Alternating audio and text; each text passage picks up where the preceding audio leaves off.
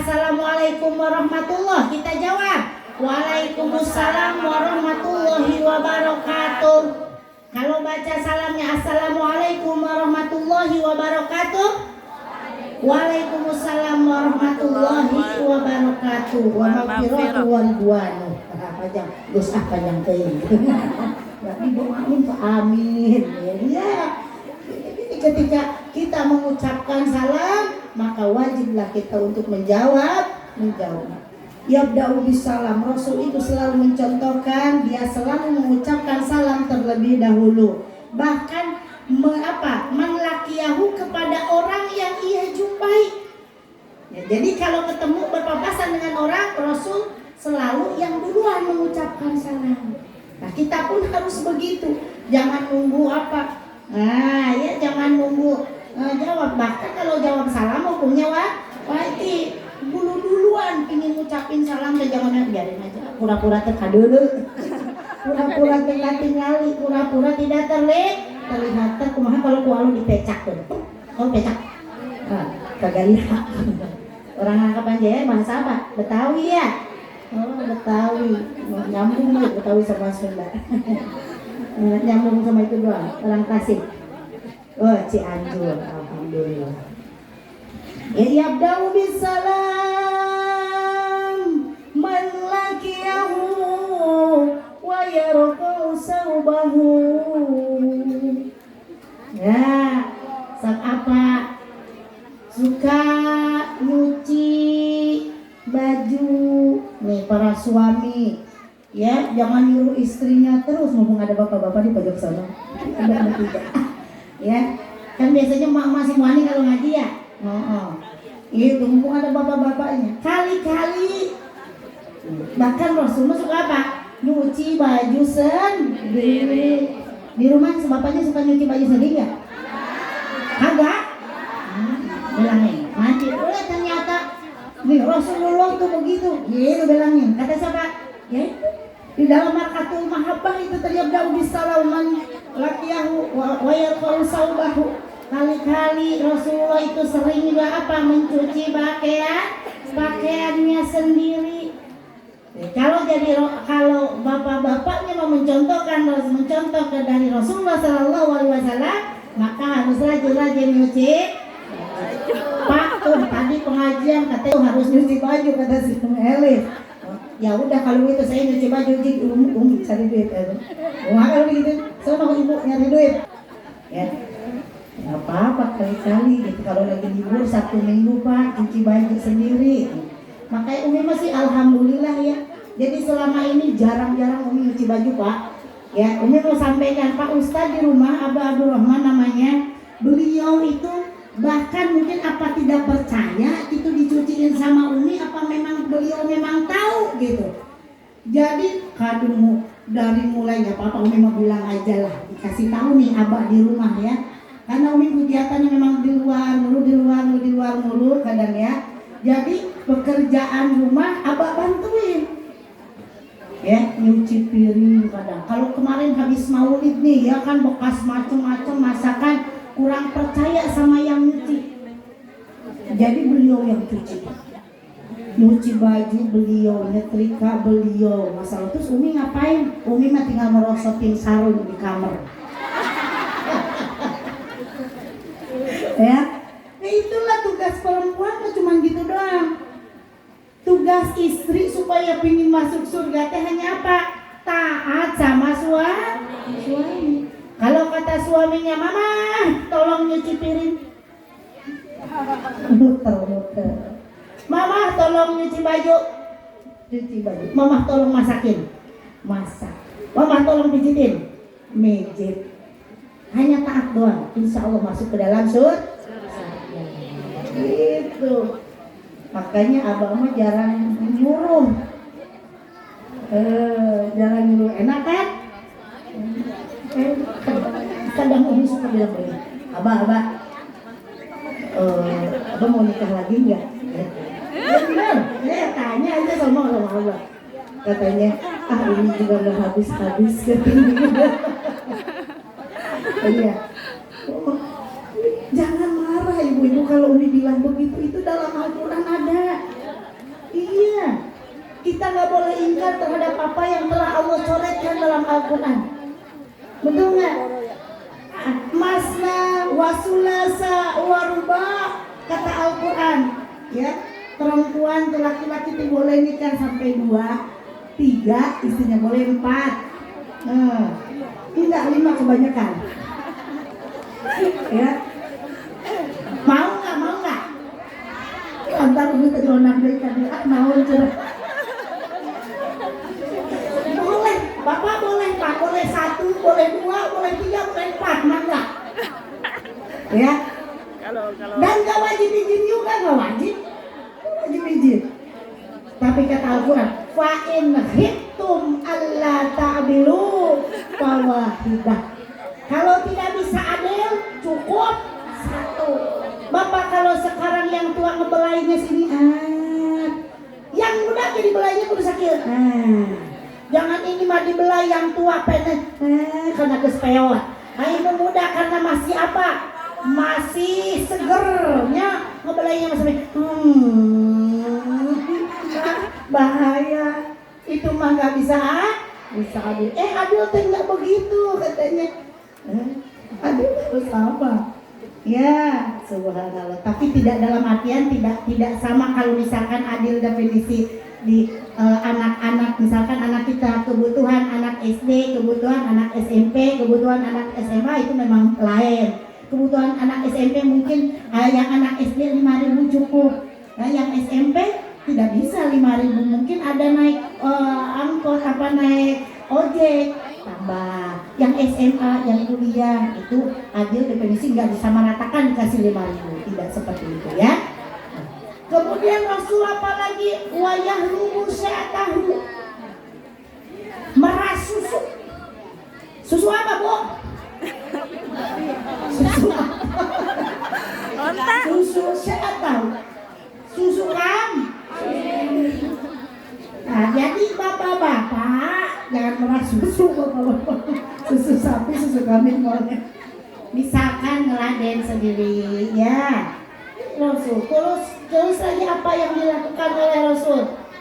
Wayang busyatahu wayakhsifunaklah, ngesol. Jadi bapak-bapak tuh perlu bisa ngesol, ibu-ibu perlu bisa ngejahit.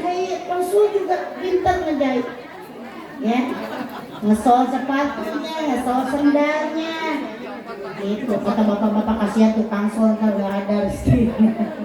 Kalau semuanya bapak-bapak pintar ngesol, ya kan kadang-kadang kalau nggak ada tukang sol, kalau kita bisa maka bisa akhirnya ngesol. Kemudian wayakulu di nafsi. Rasul itu mencontohkan meladeni sendiri. Jadi jangan sedikit-sedikit, mama bikinin kopi, mama bikinin teh, mama masak ini, mama tolong ini.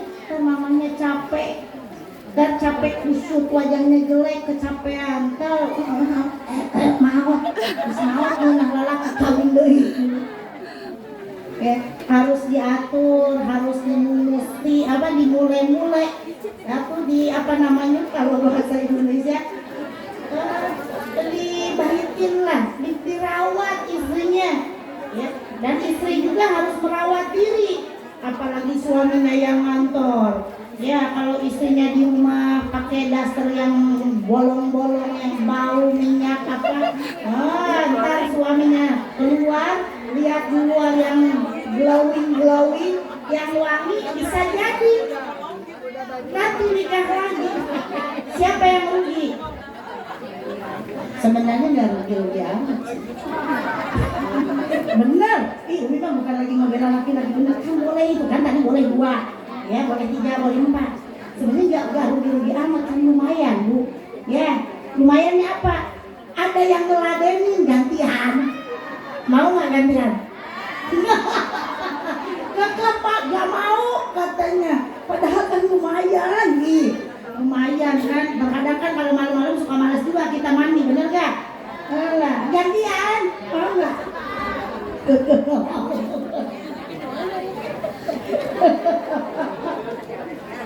Ya, jadi Rasul teh ngeladen sendiri, gak pernah menyibukkan orang lain. Kalau bisa beliau kerjakan sendiri. Kalau memang butuh bantuan, bantu sama istrinya. Begitu sama di rumah juga bapak-bapak, jangan yang hadir di majelis itu jangan ibu-ibu mulu. Ya, bapak-bapak juga harus hadir. Jadi sama-sama balance ilmunya nanti sama-sama. Kalau kita mau ngobrol juga terkadang kan suka nggak masuk. Ya, kalau omongan kita sendiri terkadang suka nggak masuk. Nah, kalau ada omongan dari orang lain, oh iya ya, atau langsung mendengarkan apa yang dia terima, oh iya ya. Gitu. Sebenarnya Bu bilangin, pekerjaan semua yang ada di rumah itu adalah pekerjaan laki-laki. Jadi istri mah hanya taat saja. Jadi kalau suaminya nyuruh baru tuh. Kalau nggak nyuruh dia kerjanya apa? Orang kerjaannya dia.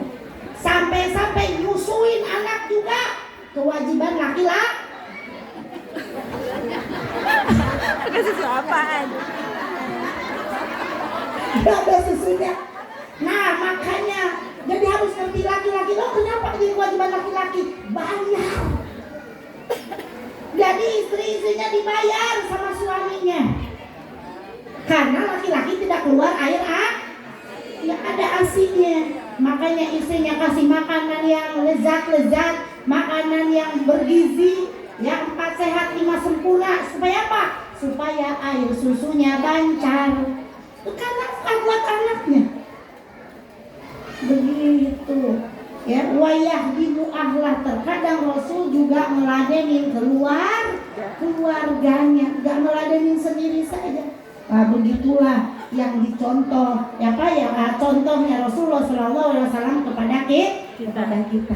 Jadi itu Rasul, ibarat Rasul adalah pemimpin, ibarat bapak-bapak juga harus itu ya, harus mencontoh Rasulullah SAW. Jadi kali-kali bapak-bapak kalau lagi libur, ibu-ibunya biar santai sejenak.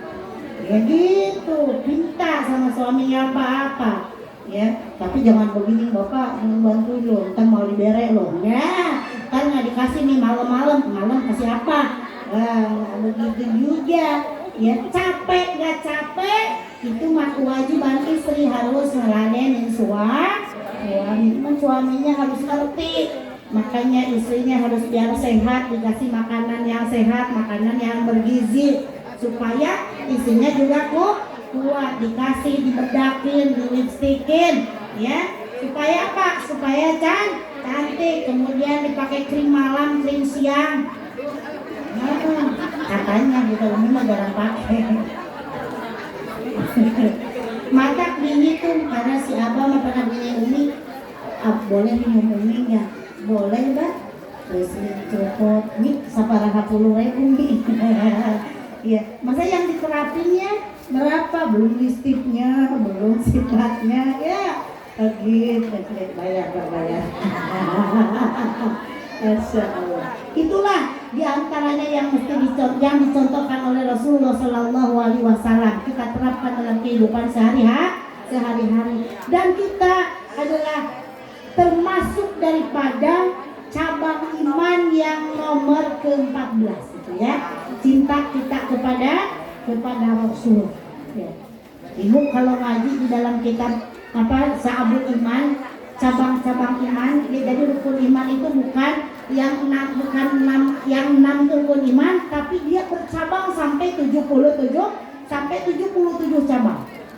Ya, di dalam kitab Sa'abul Iman disampaikan wahbib ilahaka khob alima iqabihi wali rahmatir jutawakalan ya muslimu wahbib nabika summa adim qadrahu wabkhal bidinika ma yurabika ma samu. Di cabang iman yang nomor ke-10, wahbib ilahaka, cinta kepada Allah. Jadi harus kita mempunyai rasa cinta kepada Allah, itu termasuk daripada cabang iman yang nomor ke-10. Jadi yang bukan yang nomor 1, maksudnya bukan hanya yang 6 itu. Ya, rukun iman yang perlu kita tahu tuh, tetapi harus sampai dengan biar kita sempurna keimanan kita, yang 77 cabang pun itu harus punya, harus ada, harus diyakini oleh kita. Ya, di antaranya ya cabang iman yang nomor ke-10 itu adalah cinta kepada Allah. Ya, wa habib ilahaka. Itu cabang iman yang nomor ke-10.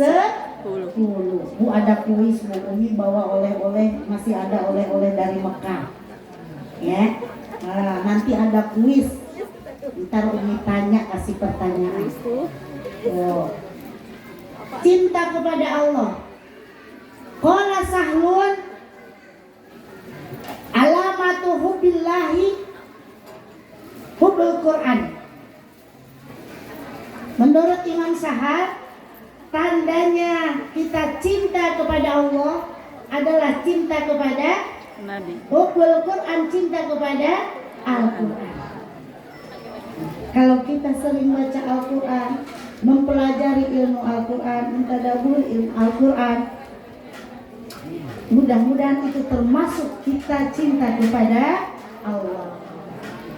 Wa alamatu bima, dan tandanya kita cinta kepada Allah dan Al-Quran, hubbun Nabi, yaitu cinta kepada Nabi Muhammad Sallallahu Alaihi Wasallam.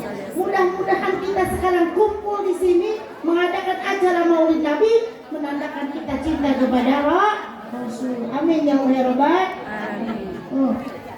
Wa alamatu bi Sallallahu Alaihi Wasallam, tandanya kita cinta kepada Nabi Muhammad Sallallahu Alaihi Wasallam, hubbus sunnah, cinta kepada sunnah.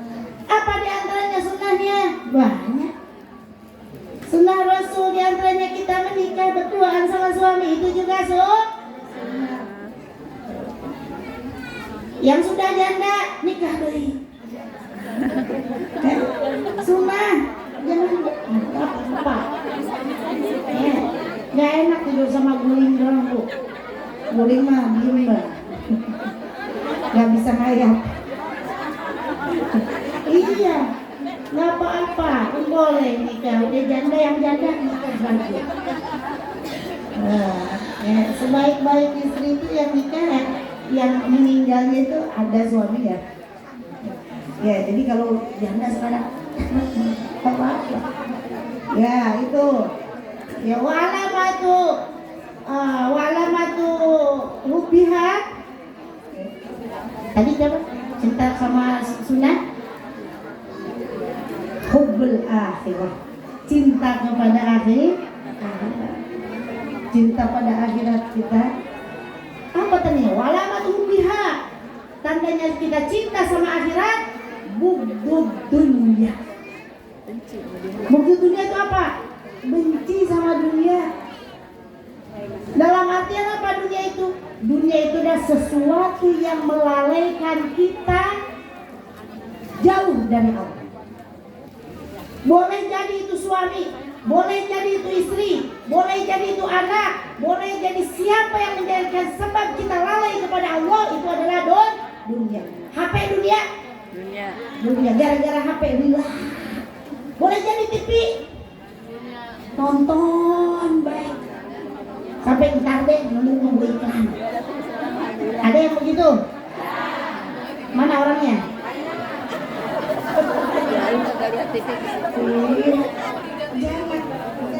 Ya, dunia itu benci sama apa? Kalau kita cinta akhirat harus benci dunia. Maksud benci dunia di sini tuh jadi jangan sesuatu yang menyebabkan kita jadi lalai kepada ketaatan kepada Allah. Ambil secukupnya. Ilat minat dunia. Untuk apa? Untuk bekal akhirat. Ibu udah umroh? Udah haji? Butuh duit?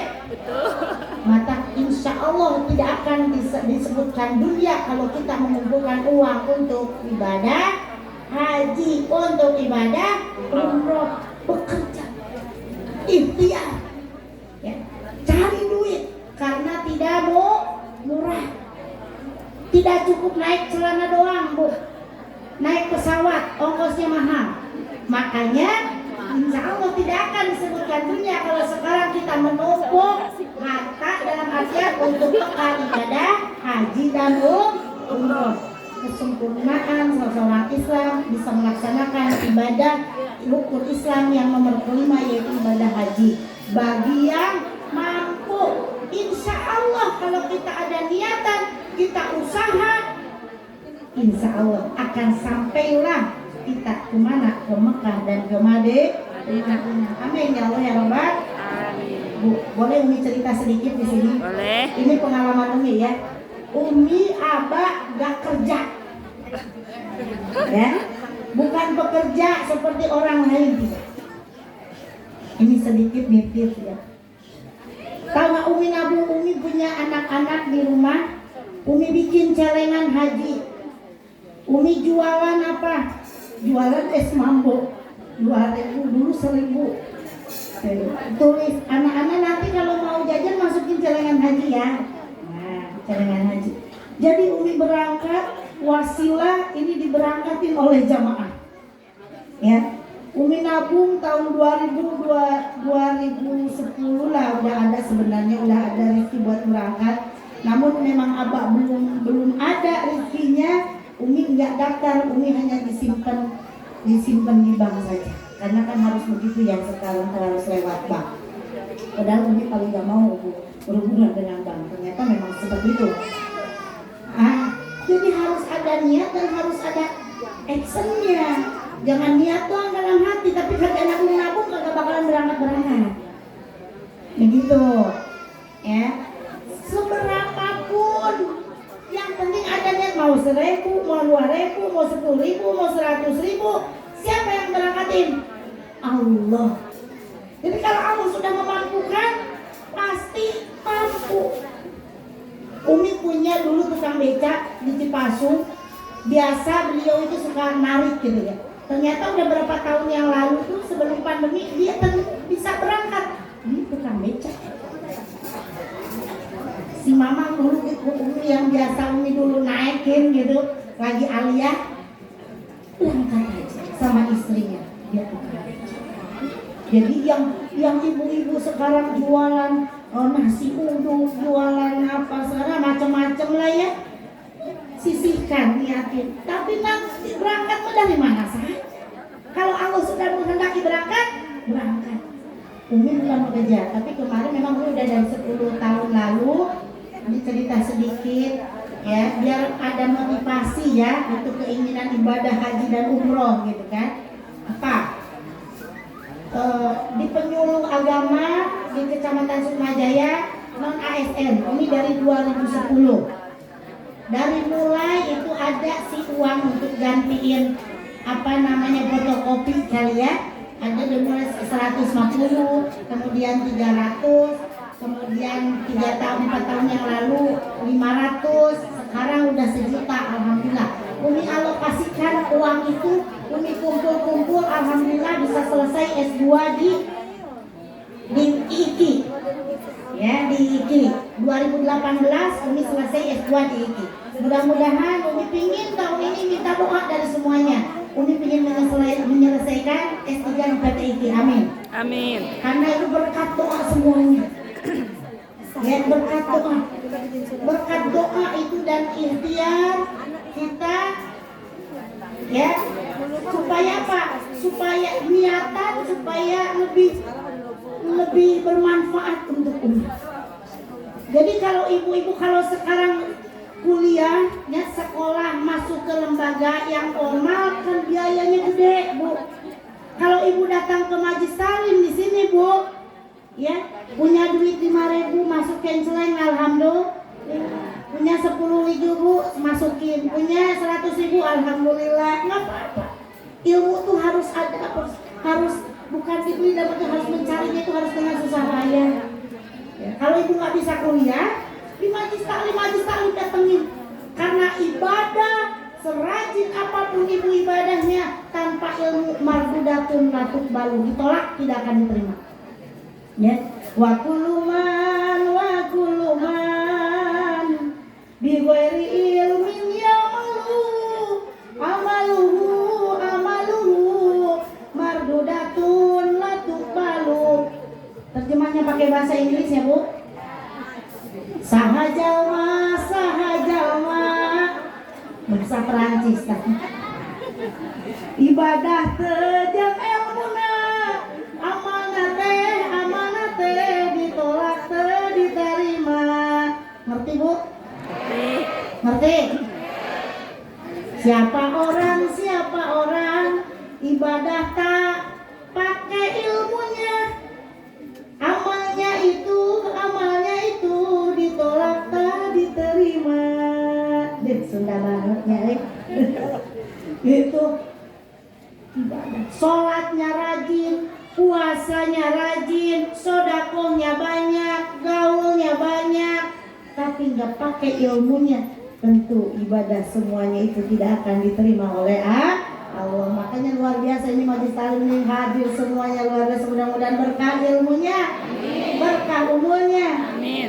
Mudah-mudahan semuanya diwafatkan dalam keadaan husnul khotimah. Amin. Bawa sampai jam berapa Umi ini? Sampai jam berapa? Ini baru contoh ya, meningkatkan cintanya kepada Rasul. Ya, tadi wahdid ilahaka khof, cinta kepada Allah, cabang iman yang nomor ke-10. Kemudian khauf, kita harus takut. Takut itu adalah apa? Takwa.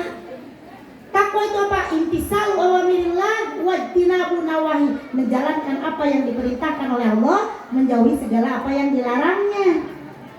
Allah nyuruh nyari ilmu, berangkat ke majelis taklim itu adalah kewajiban.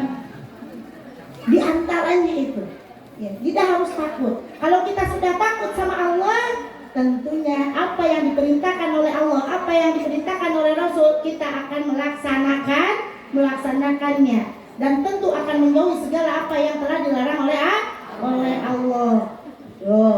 Khauf. Kemudian roja itu berharap. Ya, kita harus selalu berharap kepada Allah. Jangan sekali-kali berharap sama makhluk.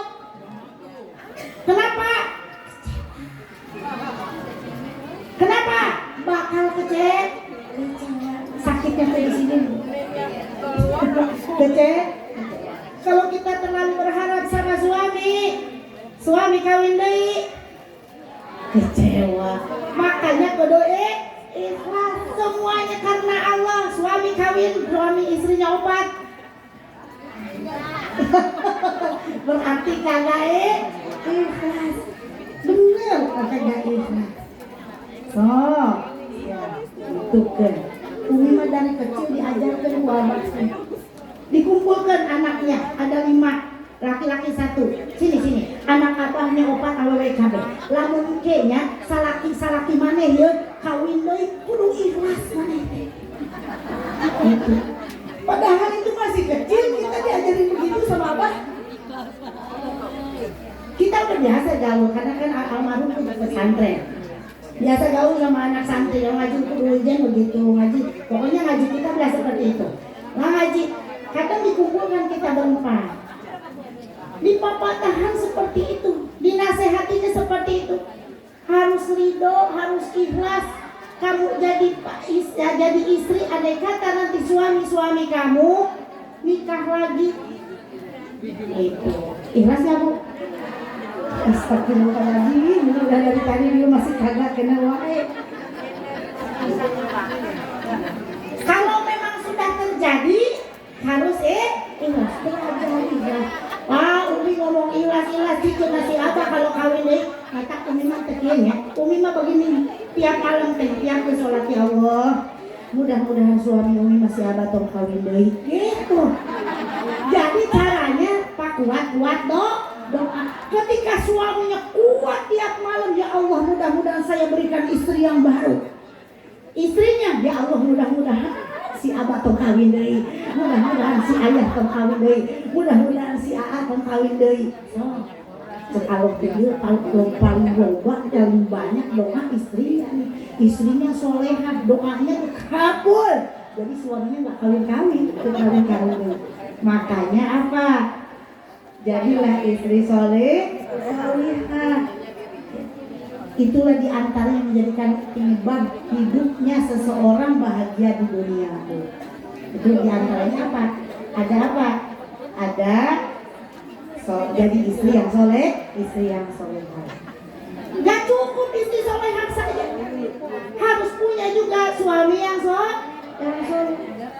Ya, timpang kalau istrinya soleha, suaminya soleh. Istrinya pingin pengajian, bapaknya pingin wekepan, bingung juga itu. Pak, saya izin mau pengajian. Ngapain ngaji? Mau ningok jadi dia, saya di kekepan enak banget. Misalkan ya, jadi harus sama-sama. Barulah akan jadi keluarga yang bahagia.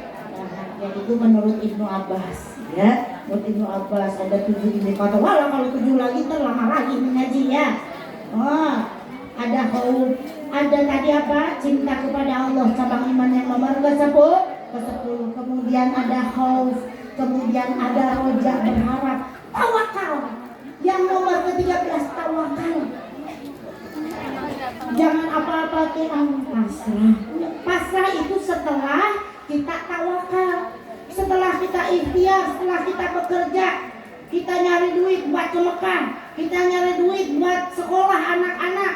Misalkan ya, ada usaha dulu. Setelah usaha, kita serahkan kepada Allah, hasilnya mau A, hasilnya mau B, gitu. Sekarang lihat suami kawin lagi ikhlas, tawakal, berdoa, kitanya yang cantik. Jadi jangan sampai suami gak boleh kawin lagi, di rumah servis gak bagus. Laki-laki mau cari servis yang bagus, mau cari yang asal-asalan. Kalau kita punya motor nih, bapak. Nah, kalau kita punya motor mau cari tempat servis yang bagus apa yang asal? Yang bagus tuh. Umi kasih tahu, jadi ibu-ibu kalau di rumah pakai bedak yang cantik. Umi kadang begitu sih. Sebenarnya Umi gak pernah kangen asalnya. Karena apa sering ketemu jamaah perempuan, terpaksa Umi juga pakai lipstick dikit, pakai bedak dikit, ya pakai wangi dikit biar kagak bau banget. Ya apalagi habis itu menggoreng ikan asin, ya. Habis cuci ikan ikan laut itu bau amis. Jadi kita harus apa? Kalau pingin suaminya betah di rumah, ciptakan suasana rumah yang harmonis, yang baik, yang pokoknya gimana supaya suami betah. Jadi jangan sampai suami makan di luar, maksudnya begitu, masakin yang enak-enak. Iya, jangan mau udah tambah semakin kok udah cabu aja sendiri. Jangan. Aki-aki oke suami kita dulu mah sempat gagal, dulu mah sempat banyak. Sekarang udah pensiun duitnya berkurang tuh naon lumayan. Daripada nggak ada yang enggak dapetin. Iya, alhamdulillah. Pokoknya mah yang ini kan roman-romannya nih udah agak rada-rada sepuh gitu kan. Tadi kata Pak Lurah, Lolita. Apa Lolita? Lolos 50 tahun. Kalau Umi sih Pak Lurah masih seperti Bu Lurah, balita. Bawah 50 tahun. Ya, alhamdulillah. Umi sudah mau punya cucu sih. Sebenarnya kemarin juga malu Umi tuh bercanda mulu, kata anaknya Umi, jangan canda mulu, sekarang Umi malu Umi mau punya cucu. Iya juga ya, dipikir perasaan gue masih 17 tahun gitu. Ternyata udah 46 tahun. Doain anak Umi sekarang hamil 7 bulan, mudah-mudahan lancar kelahirannya, Allah berikan turunan yang soleh maupun soleha. Masih muda Bu lumayan ya. Ayo gue ngaku-ngaku muda padahal mah kolot. Ini perasaan kawet kolot. Ya, jadi ibu harus apa? Harus dandan yang rapi, sajikan makanan yang enak supaya suami betah di rumah. Jadi jangan salahkan suami andai kata mencari di luar sana. Kita sudah bagus belum servisnya? Umi mah hanya begitu saja, bukan Umi mendukung poligami, itu mah Al-Quran yang nyuruh, boleh, ya, boleh. Gitu. Jadi kita tuh jangan, nggak boleh begitu juga. Kita harus ngakui, kita harus percaya dan harus yakin, harus membenarkan bahwa Al-Quran itu membolehkan suami nikah boleh 2, boleh 3, boleh 4. Tapi kita berdoa sama Allah, ya Allah, mudah-mudahan suami kita jangan kawin lagi. Nah, benar gak Umi ngomong itu? Iya, oke bisa ngundang deui ka dieu oke. Mau cenah ngomongkeun poligami wae, boleh poligami. Al-Qur'an aya di geus ngomong begitu mah ya. Oh. Yang nomor ke-14 Wahbib Nabi Ika Suma'adin Qadrahu. Cabang iman yang nomor ke-14 cinta kepada Nabi Muhammad sallallahu alaihi wasallam. Kalau kita cinta kepada Nabi Muhammad sallallahu alaihi wasallam, berarti kita udah beriman. Loh, di antaranya cabang iman itu cabang iman yang nomor ke-14. Banyak 77 kalau sekarang dibacakan semuanya sama Umi mual mual tuntas. Tidak akan selesai. Cukup 4 saja. Ya, jadi cabang iman yang nomor ke-13 yang ke-10 tadi cinta kepada Allah, yang ke-11 cinta khauf, kemudian roja berharap, yang ke-14 yang ke-12, yang ke-13 tadi tawakal, yang ke-14 cinta kepada Nabi, cinta kepada Rasulullah Shallallahu Alaihi Wasallam. Bu, mau nggak supaya kita Umi kasih ilmu supaya kita hidup bahagia di dunia? Sekarang, apa besok mau ngundang lagi? Sekarang aja, karena sedang berlangsung kita hidupnya. Nah, supaya kita hidup, catat nih dalam hati, simpan di dalam memori. Supaya kita hidup bahagia di dunia, ya menurut Ibnu Abbas ada 7. Ini ada tulis nanti, tapi temenan bawa catatan. Yang pertama, wa qalbun syakir, hati yang selalu bersyukur atas nikmat Allah. Alhamdulillah ya Allah, sekarang kita sehat semuanya, bisa hadir di majelis ini. Alhamdulillah. Di dalam tubuh kita aja banyak yang mesti disyukuri. Alhamdulillah ya Allah, ini bulu alis, bulu mata, bulu hidung, bulu ketek. Gak panjang seperti rambut. Kalau panjangnya seperti rambut, pasti harus ada biaya tambahan. Buat kemana? Buat ke salon. Alhamdulillah ya Allah, ini gigi tidak panjang seperti kuku. Kalau panjangnya seperti kuku, mungkin tiap minggu harus gaji. Alhamdulillah ya Allah, ini hidung lubangnya ke bawah. Mana sekarang musim hujan kalau lubangnya ke atas? Bener nggak Bu? Banyak banget yang wajib kita syukuri ya Bu. Nah kalau kita bulu-buluan kita panjangnya kayak apa? Ya menyot ya. Semuanya para ranjang bahkan suai. Masya Allah. Jadi yang pertama supaya kita hidup bahagia di dunia adalah syukur dalam hati. Sekecil apapun nikmat yang Allah berikan kepada kita, wajib kita bersyukur. Aki-aki kita syukuri, syukur. Walaupun sudah pensiun, bersyukur. Yang masih kerja, bersyukur. Iya. Karena apa? Ketika bersyukur maka akan Allah tambahkan. Aida ada narabukum la in syakartum la azidannakum wa la in kafartum inna adzabi lasyadid. Kalau bersyukur Allah tambahkan. Kalau kufur maka azab Allah yang kedua. Ya, yang kedua, ini cepat-cepat aja. Yang kedua, pasangan hidup yang baik. Ya. Pasangan hidup yang baik, pasangan hidup yang soleh, suaminya soleh, istrinya solihah. Kata Umi tadi, ya ini juga kata Ibnu Abbas dikatakan pasangan yang soleh dan solehah akan menyebabkan hidupnya bahagia di dunia. Jadi jangan yang satunya soleh, yang satunya soleh, tidak solehah, maka nanti rumah tangganya nggak balance. Ya, yang tadi yang hiji hayang ngaji, hiji hayang nutupan kan bingung tuh, ya seperti itu. Walaupun istrinya tidak banyak perhiasannya, ya kalungnya nggak panjang, nggak ada gelang kaki, ya. Itu nggak dinilai. Justru penilaiannya kata Rasul, istri yang soleh, yang soleh. Ad-dunya mataun, wa khairu mataiha al-mar'atus solihah. dunia ini adalah perhiasan, dan perhiasan yang ada di dunia yang paling baik adalah istri yang soleh. Yang sekama kolabung Haji Umairama. Gimana tuh? Setiap keindahan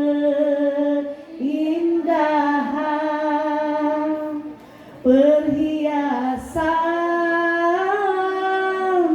dunia, tapi istri soleha perhiasan terindah. Oh, walaupun kita tidak banyak emas permatanya, tetapi kita punya akhlak yang baik, jadilah istri yang soleha. Itulah yang paling baik yang ada di dunia. Doain menjadi istri soleha semuanya, amin.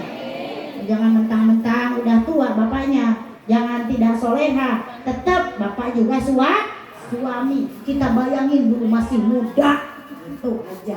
Pokoknya kalau lagi tidur bayangin masih muda bapaknya. Kan dulu pernah muda gitu. Harus begitu. Itu sama dengan ibadah. Jadi ibadah yang paling lama itu rumah tangga tuh. Selagi kita masih punya pasangan, itu ibadah terus. Rumah tangga tuh. Kenapa? Ya diantaranya sunnah Rasul adalah pernikahan. Selagi masih kita punya pasangan, terus ibadah. Gak pagi, gak siang, gak sore, gak malam, ibadah terus. Makanya harus dengan ikhlas. Meladenin suami, ikhlas. Begitupun suami dengan cerewetnya istri itu harus ikhlas. Makanya laki ini harus soleh, suami istrinya juga harus soleh. Insya Allah rumah tangganya akan sakinah mawaddah. Yang ketiga, indikator supaya kita hidup bahagia di dunia, anak-anak yang soleh. Tentunya kalau kita seorang orang tua mempunyai anak keturunan yang soleh dan soleha akan bahagia. Betul Bu? So, kalau kita punya anak tukangnya kayak motor, tukang apa? Tukang judi, tukang bawa cewek, tukang maksiat, sedih nggak orang tua? Sedih tentunya. Makanya diantaranya kebahagiaan seorang orang tua itu mendapatkan keturunan yang soleh dan soleha. Ini anak remajanya kagak ada yang diajak ngaji ya. Padahal kan di rumah mungkin kalau yang Sabtu ada yang libur ya. Ini emak-emak semua udah pantas memang kalau emak-emak di pengajian di majelis taklim. Ya. Yang lebih luar biasa kalau ada anak muda yang rajin ke majelis taklim. Jadi nggak benar kita pingin anak-anak yang soleh, pingin punya keturunan yang soleh dan soleha, anak-anaknya tidak didorong, itu juga susah. Kita menuntut anak keturunan kita soleh dan soleha, orang tuanya tidak mencontohkan kesolehan, itu juga susah, tidak bakal ketemu kebahagiaannya. Jadi hendaklah, jadi anak-anak kita pun punya orang tua, ya, kita punya orang tua. Sama, ada yang masih ada yang sudah tidak ada. Hubungkan silaturahmi kita. Kita doakan orang tua kita yang masih ada, mudah-mudahan sehat panjang umur dalam keberkahan dalam taat kepada Allah. Yang sudah tidak ada juga mudah-mudahan ditempatkan di tempat yang paling nikmat. Amin. Karena kalau untuk anak-anak ridallah fi ridal walidain wa suhtullah fi suhtil walidain. Nih masih ada anak muda belum nikah kan? Belum. Ya. Cinta ridhonya orang tua, ridhonya Allah tergantung ridhonya orang tua, murkanya Allah tergantung murkanya orang tua. Ya, kalau Umi ada anak Umi deket anak muda, Umi suka nyanyi juga. Padahal surana ayana kerete alus. Dan sebenarnya ibu-ibu salah ngonang Umi kesini. Umi itu artis, bukan ustazah. Jadi dulu zaman abah yang ceramah Umi artisnya. Jadi anak abang 4 semuanya mana ketimpring, tadi ada ketimpring Umi nyanyi. Nah dulu abah ceramah, Umi anak 4 suruh megang rebana. Tambah anak santri 4 orang, terus ada yang kotek sama mas anak laki, santri laki di bawah. Kan lumayan zaman baheula pada mah dibayar cuma 2.000 perak tau Bu. Zaman dulu 2.000 kan lumayan Bu. Nah, alhamdulillah. Sempat diajak sama Almanar, kalau tahu ada grup Gamus Almanar di Tasikmalaya itu di Sukamana, di Sukahidang. Ada Umi di situ. Kenapa Umi gak ikutan? Pas diajak, ternyata bajunya sempit, harus dibuka kupnatnya. ngisi di Bandung, kita tampil di Bandung, besok lagi diajak kagak mau, gak betah. Lagi gadis kelihatan ini ya, Umi dulu mah pakai kemben, ke Depok mah masih pakai kemben, berhubung sekarang badannya sudah bekah, jadi enakan pakai ini, takut melorot kalau pakai kain.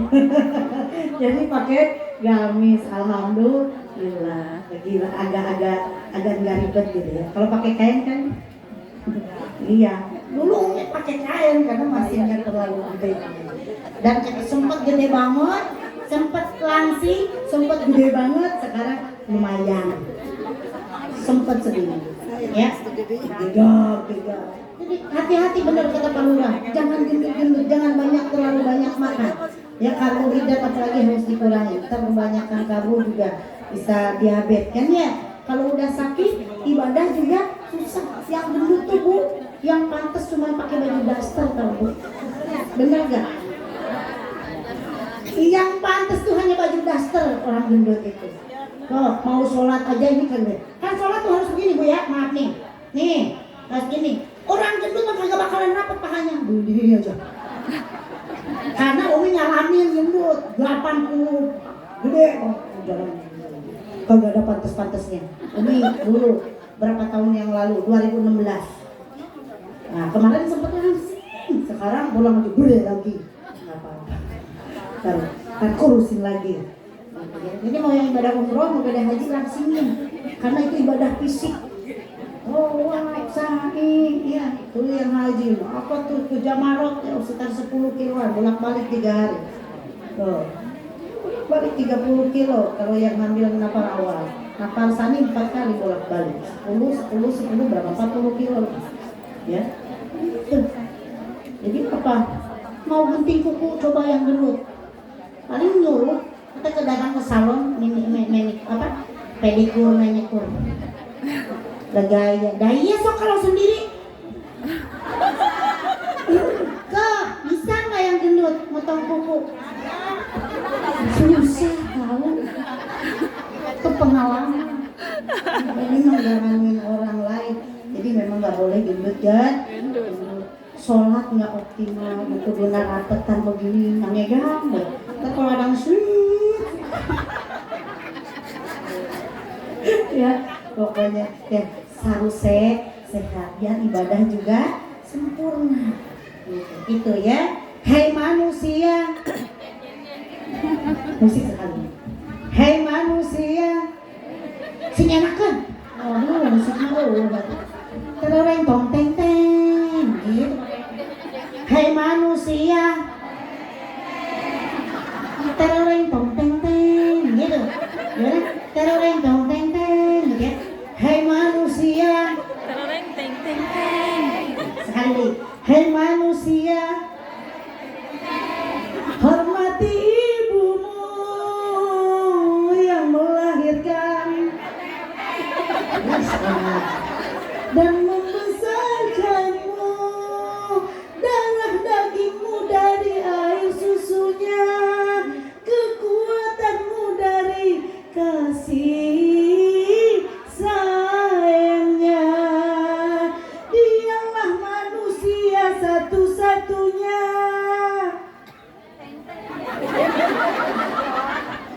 Nah, terusannya apa? Yang menyayangimu tanpa ada batasnya. Musik.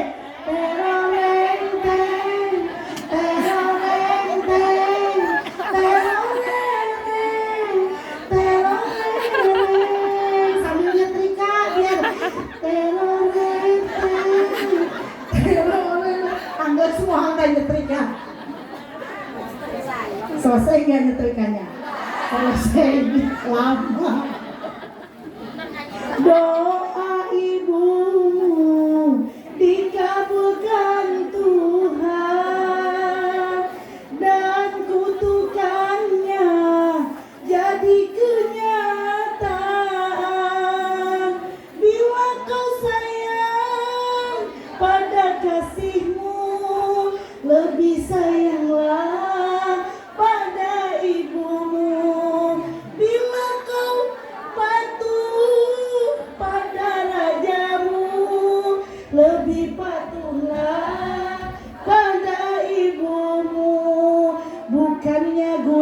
tereng teng teng teng. Tempat kau memuja bukan lautan, tempat kau menghibah bukan bukan pula dukun, tempat kau menghibah bukan kuburan, tempat memohon doa. Dialah manusia satu-satunya yang menyayangimu tanpa batasnya. Di skala labur udah bosannya udah 1 jam disebutin. Tadi apa? Kolbun syakir, kemudian pasangan yang baik, yang soleh dan sehat. Yang ketiga, anak yang soleh. Yang keempat, supaya kita hidup bahagia, lingkungan yang baik. Lingkungan yang baik pun itu akan menyebabkan kita hidup bahagia. Kalau dalam lingkungan kita yang ada yang brengsek aja, atau ada yang suka nyeteltip, atau kenceng banget, pusing nggak? Mengganggu. Ya. Itu lingkungan yang baik itu yang kondusif untuk kita beribadah kepada Allah. Yang kelima, al-malul halal, harta yang halal. Jangan sampai seteguk minuman, sesuap makanan yang masuk ke dalam tubuh kita dari barang yang haram. Karena apa? Akan menghalangi kebahagiaan. Boleh jadi kita hidup nggak bahagia. Boleh jadi itu ada barang yang haram atau barang yang sudah masuk ke dalam tubuh kita yang tidak kita ketahui. Makanya banyak-banyaklah berzikir, banyak-banyaklah bertobat, banyak-banyaklah beristighfar kepada Allah. Mudah-mudahan apa yang kita lakukan selama ini, apa yang kita makan, apa semuanya jadi apa? Jadi mendapat jadi keberkahan dari Allah Subhanahu. Yang keenam, tafaqquh fiddin. Tafaqquh, selalu berpikir untuk kemajuan agama. Bagaimana ini majelis taklim supaya maju ya? Bagaimana jangan biarin aja majelis taklim itu biar kagak rame. Nah, boleh begitu. Gimana nih caranya narik orang? Makanya ada apa? Ada parade, lomba, itu luar biasa. Itu berpikir untuk kemajuan agama. Yang ketujuh, umur yang berkah. Supaya kita hidup bahagia di dunia, yaitu hidup umur yang berkah, yaitu umur yang dipakai taat kepada Allah. Bukan nenek-nenek yang cerewet, bukan suami-suami yang marah-marah mulu, bukan istri-istri yang dikit-dikit bukan. Tetapi umur yang berkah itu umur yang selalu dipakai taat kepada Allah. Itu banyak baiknya apa banyak jeleknya. Itu masalah. Ya, introspeksi diri. Untuk apa? Tadi apa? Dimana yarjullaha wal yaumal akhir wa dzakarallaha katsiran. Makanya banyak-banyak berzikir supaya kita mendapatkan rahmat dari Allah, supaya kita mendapat kebahagiaan di akhirat. Karena ini dunia tempat majra'atul akhirat, tempat berbekalnya kita untuk menuju kampung halaman. Orang Islam tempat kampung halamannya adalah surga, orang kafir tempat kampung halamannya adalah neraka. Ya. Wa bi anna marji'a muslimin bi jinani wa bi anna marji'a kafirin bi jahannam. Tempat pulang orang Islam surga, tempat pulang orang kafir adalah neraka. Mudah-mudahan keislaman kita bakal hidup, keimanan kita bakal apa? Bakal kuat, yaitu harus dengan ilmu. Datanglah ke majelis taklim. Mudah-mudahan dengan ilmu yang kita dapat, kita bisa melaksanakan, kita bisa mengamalkannya. Ibadah kesalahan kita sesuai dengan ilmunya, tentunya Allah akan menerima apa yang kita lakukan, apa yang kita